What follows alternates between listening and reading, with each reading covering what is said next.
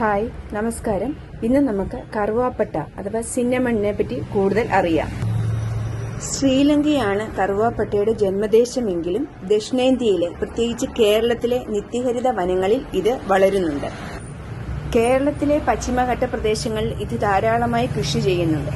1767 east India കമ്പനിയിലെ Lord brown Kannur ജില്ലയിലെ അഞ്ചരക്കണ്ടിയിൽ കറുവ കൃഷി ആരംഭിച്ചു.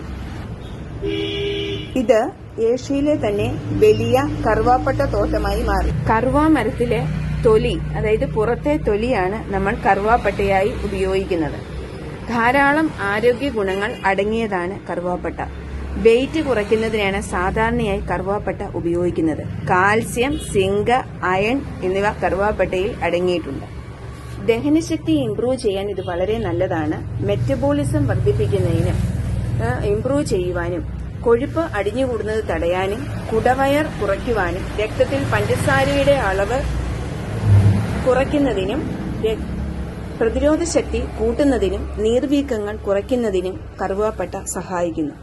ഇത് ഉപയോഗിക്കേണ്ട വിധം എന്തെന്നാൽ, 1 കപ്പ് വെള്ളത്തിൽ ഒരു ചെറിയ കറുവാപ്പട്ട കഷ്ണം 5-10 മിനിറ്റ് തിളപ്പിച്ച് ചെറുനാരങ്ങാനീര് ഒഴിച്ച് ഇളം ചൂടോടുകൂടി ഉപയോഗിക്കാവുന്നതാണ്.